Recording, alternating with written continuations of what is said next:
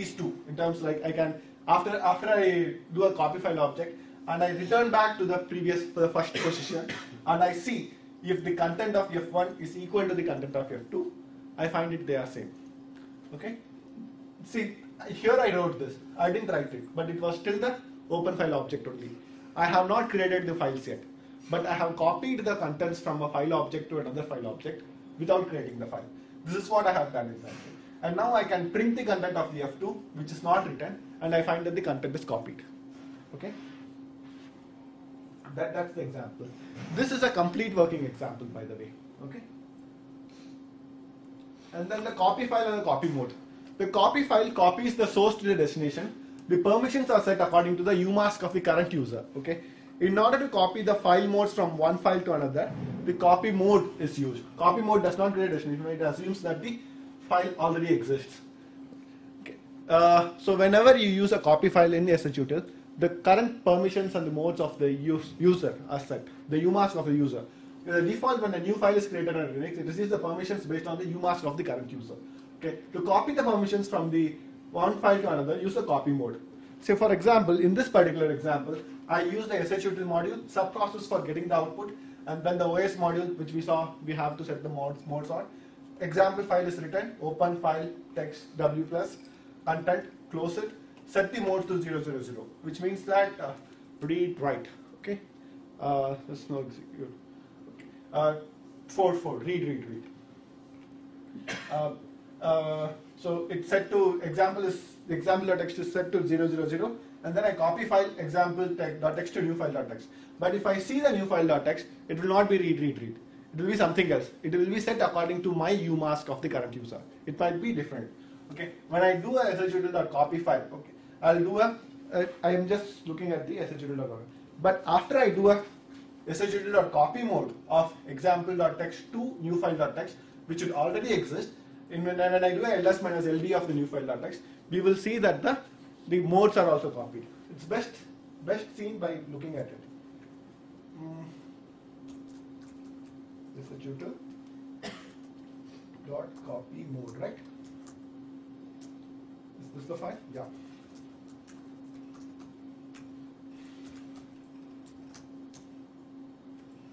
Look at it.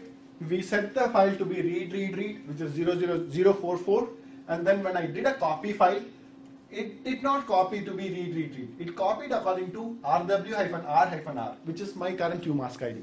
Okay, but when I do a copy mode, it has copied to the exact permissions. So shutil.copy mode is used for that purpose. Yeah. And copy start copies all the start information to this in terms like all the mode bits, the access time, the modification time, the flags which are set from the source to the destination. Okay. Again, example shows it best. Shutil dot copy start. The start information is changed. Looked at it here in terms like I'm setting the ch mode to read, and then we find the information here to be read again. Okay, and here I do a copy start of the shutil.copy start to file.txt, and then after that we see that all the statistics, the file statistics are also copied.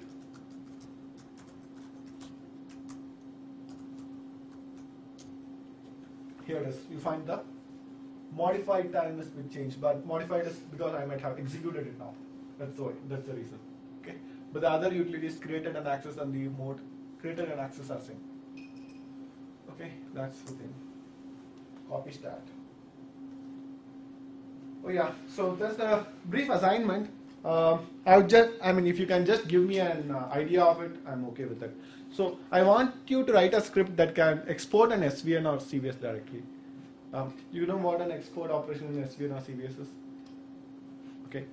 When you do an SVN or SVN export the source directory name or CVS export a directory name, it will copy all the entire directory to a new directory, ignoring the metadata, which is .svn, .cvs. Okay. Any ideas like how you would accomplish this? Any brief clues is okay in terms like something which we just saw. Yeah, which method would you call? SHUtil dot? Or you can look up the web and answer if it is fine. There is a twisted question, but there's a twist in this way. But what I want you to do is basically copy a source directory to a destination, and it should not contain the metadata files like .svn directory or .cbs directories. So you should be able to just use the shutils copy tree with the ignore equals. Yeah, exactly. That's what. Okay. So when the ignore equals was not available in Python 2.5, that was a pain. That's that was the reason for that. Okay. Yeah. So when the ignore equals is not available for that, what you would normally do is, I don't know, it's going to be difficult. You would not use shutl.copytree, but you will do os.walk off the directory, loop through the entire files of the directory recursively, and do an if condition. If the file name is .svn or if the file name is .jet, don't copy, otherwise copy. You can, in most of the Python code, you will see that way it is done. Okay, with the if condition. Because Python 2.6 people haven't started using it. But when it's available, you do it that way. So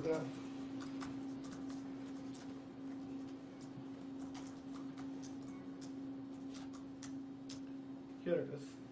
Ignore the \m, but look at this. The source directory is the get current working directory. Target directory is the target directory. Okay.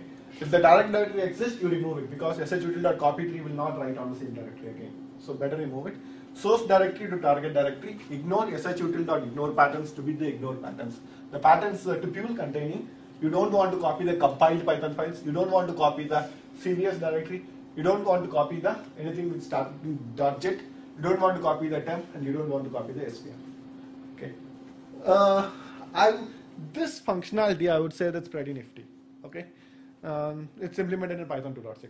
If this is not available, these two are not available, you are going to write a huge function. You're going to write a 3 or 4 line function. Did you say 2.6 that was available? Yes, that's available. 2.6. These kinds of small things are available in Python modules, which you want to look for it. Okay. At the outset, it looks like why should a function should have so many attributes? Okay. Most often we don't want to look at the attributes, but once we take care to look what the particular attribute is for, it saves hours of time. Like this example did.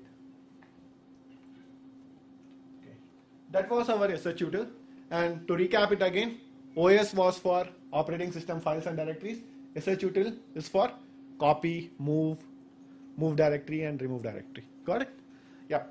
Now let us look at the subprocess module. Okay. Subprocess module allows us to spawn a new process and then connect to their input, output, and error pipes, and then obtain the return codes.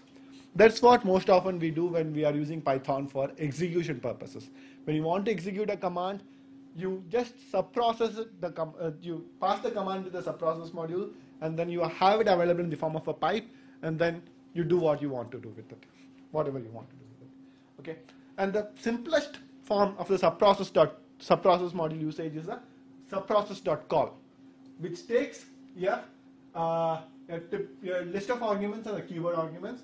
Okay, but basically it means that subprocess.call is same as os.system. So on a particular way, if you want to do it in os.system, you want to find the date, current date, execute the Unix command date, os.system of date will run the date command on the shell. The same thing is done with the subprocess.call. Okay, the subprocess.call, this call method is a helper function. When I may mention something like a helper function, it is provided as a convenience, okay, by the the library developers. The modules, when you import it, you may not import the call method. You may import it, but this method has been internally written using the other modules available in the Python, but the other externally usable methods available in the subprocess module. Okay. Subprocess.call also takes an argument by name shell, which which will expand to the shell method, which will recognize the shell parameters. So if I didn't give shell is equal to true here, this will be an invalid value. When I give shell is equal to true, this will get expanded to the shell variable and then executed. Subprocess.call is equivalent to os.system. Okay. The popen, only one class which is provided by the subprocess is the popen class. Okay. The subprocess module defines a class by name popen, and it takes a humongous amount of attributes. Okay. Don't worry about it. We have to look at it in the way we have to look at it, but it's by piece by piece.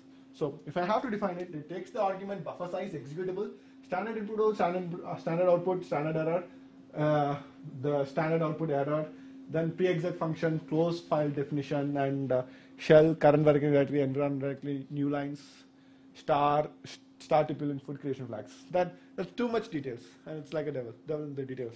Okay, but just remember that when you want a subprocess function, it takes an argument, and you have to define the standard input, standard output, and standard error. Remember these four, and then we can use the subprocess module. And it also defines that the way to handle the subprocess, it provides the attributes to signify that the subprocess.pipe will signify the pipe, and the subprocess.standard output will get the handle of the standard output. And standard output is most often used with the standard error. So remember these three. Subprocess.popen is a class, takes the arguments, standard input and standard output will be subprocess.pipe. Okay? Okay. I'll rather do it in the code.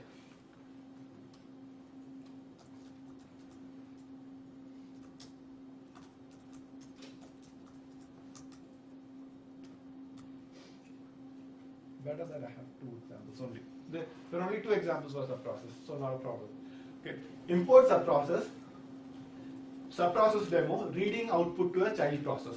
So when I call subprocess.popen and the first argument is hello world, and I have given shell is equal to true, and the standard output is what I have given to the subprocess.pipe, which means that I want the standard output value. So when I give a standard output as standard subprocess.pipe, the return value I get as a child process of the standard output. And the child process, I do a communicate method, and the communication whichever I have got, the first attribute of the first index, the index attribute of the first result of the communication is what I get as a child output. Okay, so the subprocess module, when you are using a subprocess module to execute a Python process, you'll find that you use a popen class with an argument, and you communicate with the process handle which you have got, and you get the output. Okay, that's what you. So this particular snippet of code will read output from the child process, which is the child process is created and the output is the hello world. It will read it. Okay. Now it is similar to os.popen, where you can write output to the input in terms like cat hyphen subprocess.communicate of the input will write to the output. Okay. Now the subprocess module can be a replacement for a popen2, which means that for reading and writing through the pipes, which means that, as I said to you, remember that subprocess.pipe will be the pipe, and then you pass it to the standard input and you also pass it to the standard output. So when you write this, like it's similar to this, and this is similar to that. Oh, sorry. Okay. So you can write it to it and then obtain the output for it. That's how you do it in the popen style. In terms when you pass it standard input and standard output to the subprocess.pipe. Okay.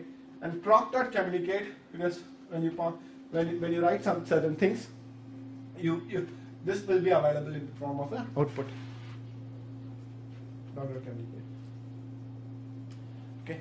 Now, standard input is available, standard output is available. Subprocess will also provide a method to handle the error output also.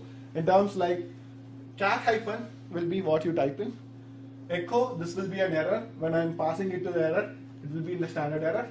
So subprocess.communicate will return a standard output as well as the standard error, and then when the standard output is printed, it will be like whatever we type in. Okay, this is the input message, and when the standard error is printed, we get that this will be an output message. This is made possible because the subprocess module provides us the facilities to handle the child processes in the form of a standard input and the standard output separately. When we didn't give standard error, we had that in terms of using it like for standard input and standard output only. And in the previous example, we saw it just to call that, and then in this example, we just got the standard output. In this example, we did a standard input, and in this example, we did a standard input and output together. And in the last example, we do a standard input, standard output, and standard error. Yeah, and all these we did it by passing through the first argument, and then the various parameters like standard input is equal to by assigning these parameters. Here we see. Okay, that's the thing. So I execute this. Yep, I see that the values are available in terms like for reading the standard output, we find it read. Writing to the standard output, yeah, I wrote it. And then for reading and writing through the pipes, I wrote it and it's available. And then it's a standard input, standard output, and standard error. I wrote it through standard input using communicate. I read it using the input message, and then the standard error was available in the form of an error message. So the subprocess module provides the facility to handle the various streams of the file and has the total control of it. It's most often used by developers when they want to execute things. Okay, I doubt if the web developers will use it, but in the automation, when you are writing an automation code, when you want to execute another piece of code, subprocess is the way to go. It sounds a bit complicated and looks a bit complicated, but that's why in the active state you will find that many wrapper codes are available. But you have to understand the basics of it, that input, output, and error can be separately handled. That was the subprocess module. Okay. The glob module is the function. This module, it's like the shell. It's like the shell regular expression. There's a difference between the regular expression and the shell regular expression. You do a ls star.py, it will list all the Python files, right? ls star.text, it will list all the text files. ls question mark.text will list all the one-line text. So glob module is similar like this. Okay, it's a shell expression expander. File patterns are similar to regular expression, it's simpler. An asterisk matches 0 or more characters, and a question mark exactly 1 character. So you can use brackets to indicate the character ranges such as 0 to 9 for a single digit and other characters themselves. The glob pattern returns a list of all files matching a given pattern. Note that glob returns full path names, unlike os.listdir functions. Okay, so you will use glob when you want to deal with files, but you don't do a os.listdir because they will just give the names. But glob.glob star of star.py will list the full path of all the Python files so that you can process on the Python files. Okay. The following program demonstrate to test these programs, we must go to glob make test data.py. That's one helper function which is available to you. Glob.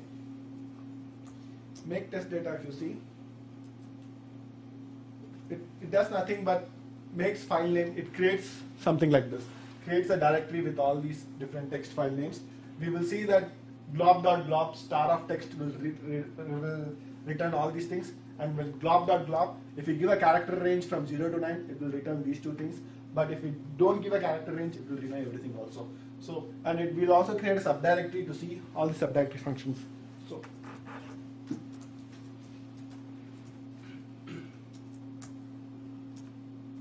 okay,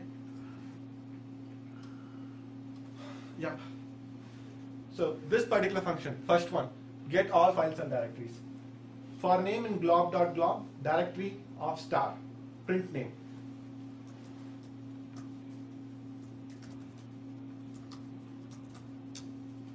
It returned the subdirectory and also the files within the directory. Okay. The second function, for name in glob.glob, return directory star of star to 0 to 9 dot star, which means that it will return the file names which contains a numeric character, which is 0 and 9. Okay. Python glob character range. Yeah. So you see that the difference between the first example and the second example. The second example contains a glob pattern, 0 to 9. That's why it returned file 1 and file 2, while the previous example returned all the characters. That's the file pattern recognition. And using a single wild character, which means that when I do a glob.glob dir of /file question mark, it will return only things which is file 1, file 2, and file A.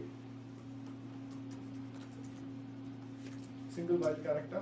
Yep, file 1, file 2, file 11, because that matches the glob pattern. Yep. And then finding a particular subdirectory, you can either name it explicitly in terms like dar of sub-dar star, or you can name it like this /*, which means that it will look for the subdirectory in the path. Sub-dar.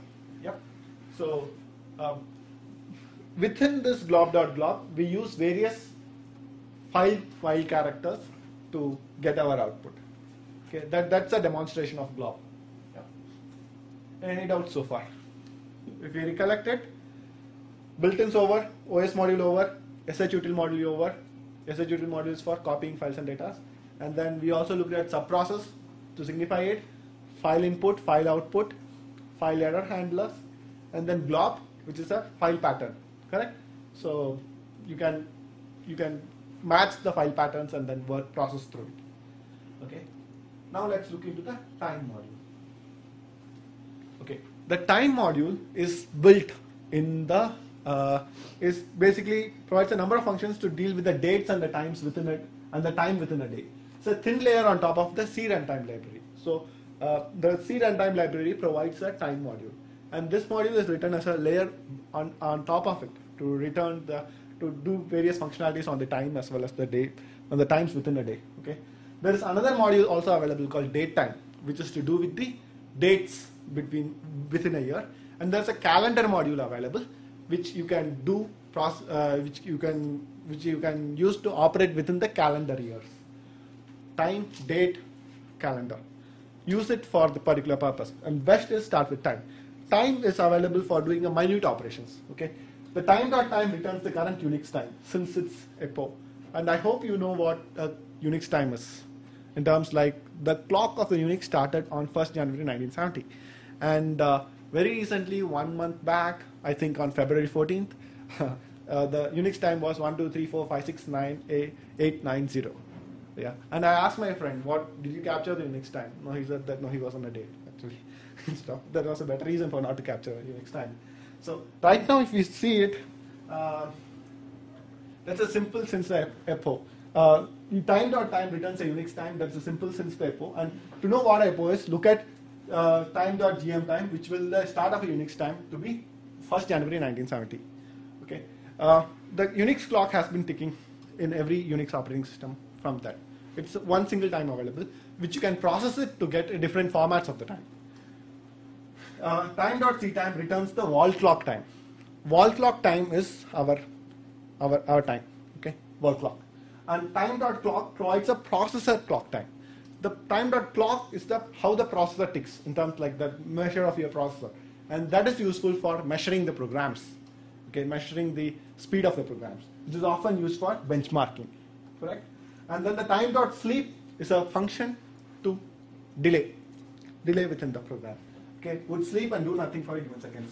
So here is an example for the time, Unix time, wall clock time, and the processor time. Sorry.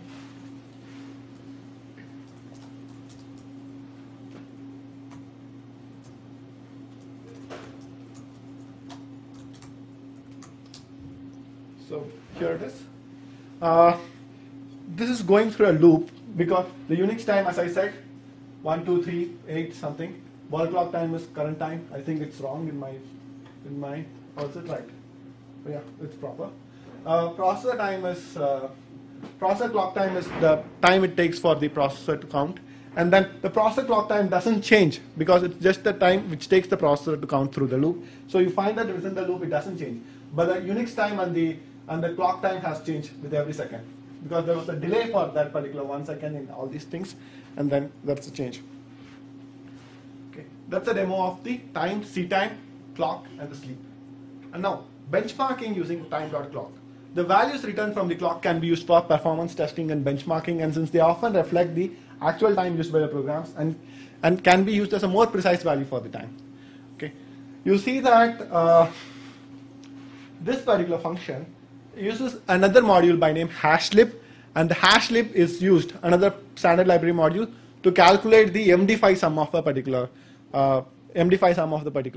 file or the string or object. MD5 sum is nothing but it hashes it to hashes it to a particular string, and then it's basically a mathematical function which hashes it and then can be used to check the integrity of it. It uses the algorithm to hash it to a particular value, and it does a lot of processing to do that. That's why I use a hash lib for this. And looking at this module again, Python example 2. Here you see that the processing function, as it is increased, the hash lib, the time module, has changed. Okay, this example is to compare between this. That was just printing the clock cycle time, and this example, which I have not showed, but I'll show it eventually. So H has Shakur hash 1 of this, and then you see that the time of clock is changing with each iteration because the object has increased in size, and when it's computing the hash, it is using more processor cycles. So the clock function has increased. Okay. And parsing. That's a quick question. Stephen, in the last when I was in mentioned timeit. How is this very different from timeit? So timeit is another module which is like which takes 2 arguments as that timeit is for benchmarking. Okay. It is most often when you say time benchmarking, you will use timeit only. Time module to deal with the time, and time.clock is the processor cycle times. Okay. Time.clock is used not for purely for benchmarking, but you want to know the difference, how long it takes. To compare between 2 processing modules, you don't use time.clock. You would rather use timeit. But within a module, when you are coding it, you see that this particular portion of code is taking a long time, or it's like hogging my processor. Let me see how long it takes the processor time. Then you put it. That's benchmarking for a single point. That's a good question. His question was, there's a module by name timeit. How is timeit different from time.clock? Timeit is for the benchmarking. That's the module which you want to go for when you want to benchmark between 2 Python modules. Okay, Python processes. Time.clock is counting the clock, and you want to see if a particular portion of the code is hogging, and if you're taking a long time and it's using a lot of processor, then you use time.clock. Don't use time.